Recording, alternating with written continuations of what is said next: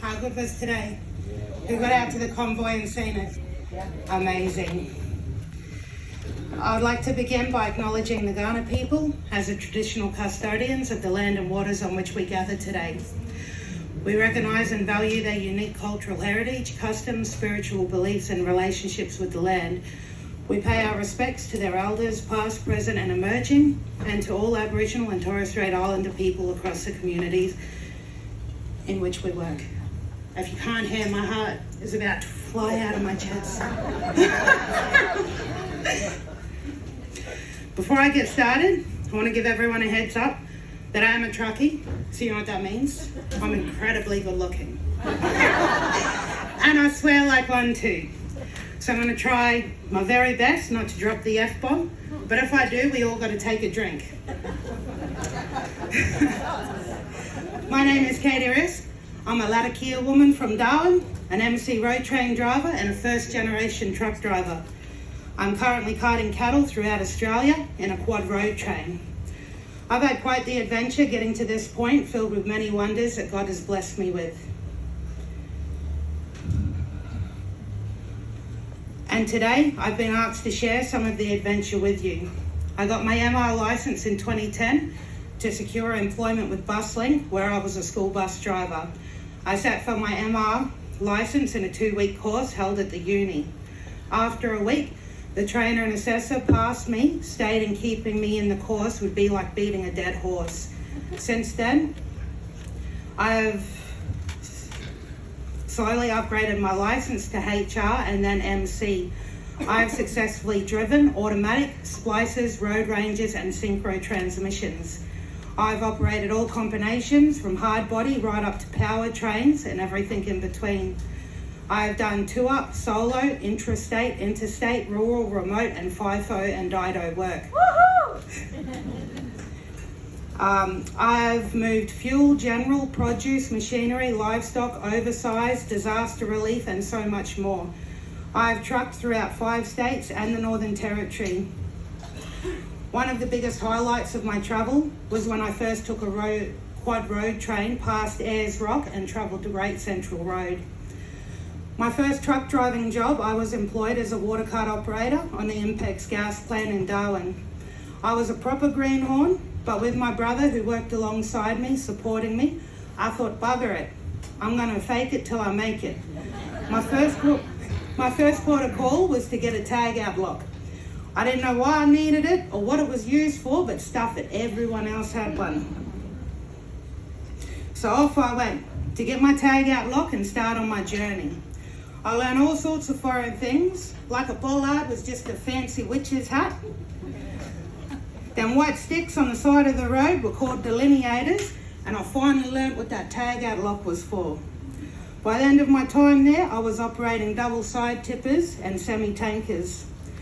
I'd been operating water carts for about a year by the time I had been sent to an off-site job for a week.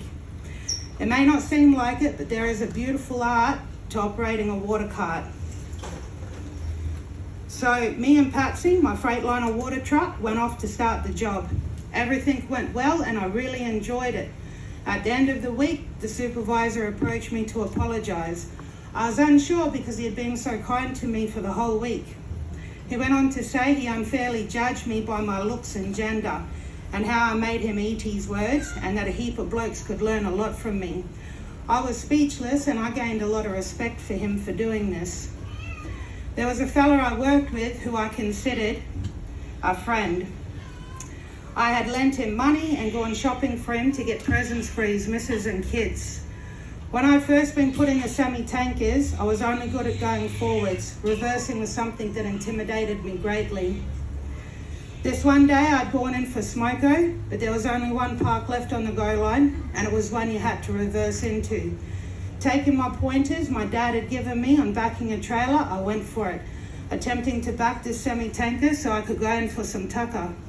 I was having an earl of a time and in hindsight overcorrecting it.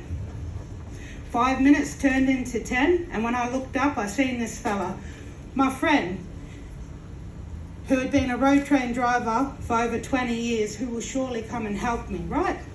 Wrong. He was standing there laughing, and I shook off the embarrassment and confusion and continued to try my best. After another 5 minutes, I looked up and he had retrieved other blokes from the crib room to watch and laugh at me. It was at this point I learned a valuable life lesson. Not every smiling face was a friend. And so I made two decisions. One, I would not continue to be a source of entertainment and I'd drive off, bugger that Tucker. And two, that I'd learn how to reverse and no one could laugh at me again. I can now proudly say I can back doubles and B triples with little effort. I do a majority of my repairing of breakdowns out on the road on my own. That includes changing tyres, alternators, changing axles after the bearings have failed, replacing fan belts, loading issues and adjusting brakes to name a few. Cattle karting was always on my bucket list. It was a goal I had that in all honesty I didn't know if I had the balls to pull off. I made a deal with myself. Get all the trucking knowledge you can, build your experience up and then do cattle. That way you already have half the job down pat. I got the job and I couldn't believe it. It was happening. Off to a new place with new faces, doing a job I've never done before, on my own, away from my loved ones for long periods at a time. I was ready. This is what I'd been working for. It's now or never. I started working for this amazing company, filled with some of the beautifulest people I've ever met, and the depot was in the prettiest place I've ever seen. I finally found my place in this world. Out of all the corners of the trucking industry I've touched, cattle would have to be the biggest challenge I faced. It's a hard job, it's not for everyone. Days where I question myself and doubt myself, but the support and tough love I get on those days remind me that I am built with what it takes. I knew coming into a man's world I would have to prove myself and earn my place amongst the men.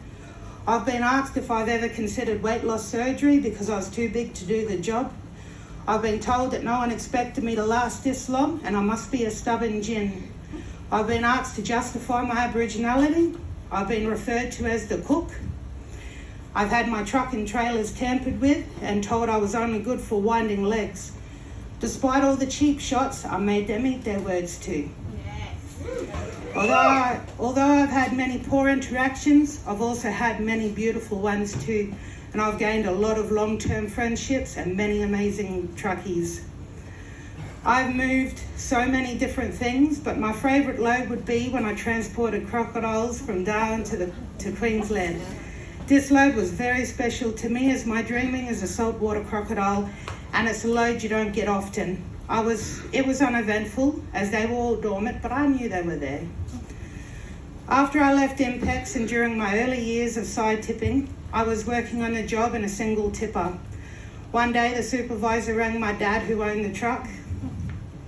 I was operating to tell him how impressed he was with my ability to handle a semi in such a confined space. That day my dad gleamed with pride and I'll never forget it. I wouldn't be standing here today if I didn't have people supporting me from the start. My two sons, Lewis and Luke, who have grown up in and around trucks. My parents and brother, who have never stopped believing in me and have been there through every minute of it. And my husband, a truckie himself, and it was trucking that brought us together. This man has taught me so much, not just about trucking, but about myself and my worth in a man's world. All these people have encouraged me and cheered me on. They've mourned my hardships and celebrated my triumphs as if they were their own. Thank you seems so insignificant, but I will always be thankful to them. I have faced many ups and downs during my career, and I've made mistakes. I've achieved goals I only ever dreamt of, and I've taken a few hits too. If I've learnt anything, it doesn't matter if you've been trucking for 5 years or 50. There is always something new to learn, or more importantly, to teach. We do this because it's an extension of us and it's an expression of who we are. And sadly, for some of us, it comes at a devastating cost. So I would like to take this time to have a moment's silence while we pay respect to our trucking brothers and sisters who never made it home and have been lost to the highway. I'd ask for a minute's silence while we pay our respect, please.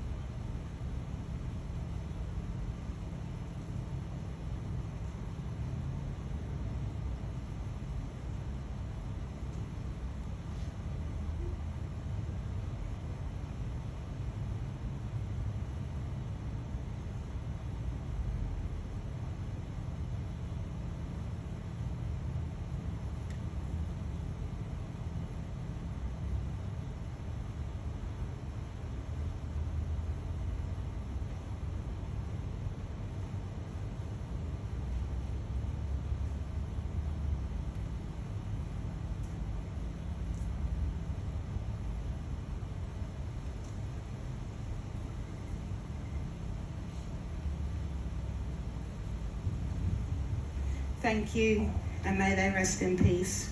Before I go, I would like to leave you with a question that I ponder on often. Mull it over and put some thought into it, as you will find the answer will change with time. What does trucking mean to you? Now I think I did well to control my potty mouth.